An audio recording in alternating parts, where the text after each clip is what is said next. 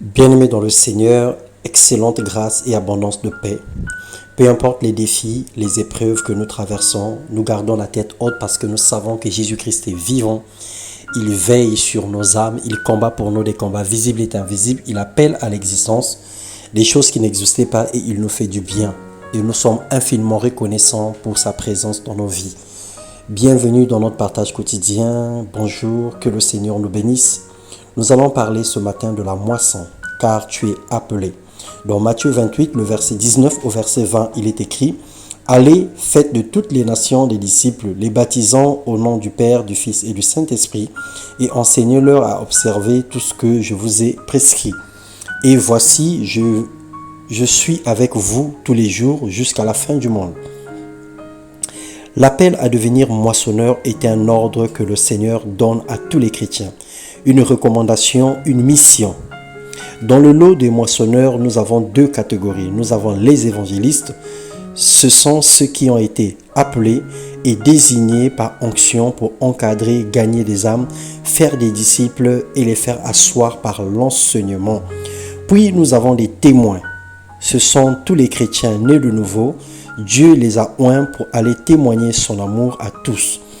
De dire simplement ce que Jésus a fait pour eux, de témoigner l'amour de Dieu pour les pécheurs et les convier à venir à Dieu. Il n'est pas question de ce que tu es, de ce que tu as ou de qui tu es, plutôt de qui est Jésus et de ce qu'il a fait pour tous à la croix de Golgotha. Dans Acte 17, le verset 20, la Bible déclare « Car tu nous fais entendre des choses étranges, nous voudons donc savoir ce que cela peut être. » Sois duplicable bien-aimé, reproduis fidèlement l'œuvre de Christ dans les vies des gens autour de toi. Va avec ce que tu as pour faire l'œuvre de Christ et marche en nouveauté de vie. Le Seigneur a fait de nous des lettres vivantes. Nous sommes manifestement écrites non pas avec de l'encre, mais avec l'Esprit de Dieu. Le Seigneur nous a sauvés afin que nous partions vers ceux qui sont en train de mourir pour leur parler du plan de salut et pour leur convier à suivre Jésus-Christ qui est le seul et l'unique vrai Dieu qui les emmène au paradis et qui pourra sauver leurs âmes.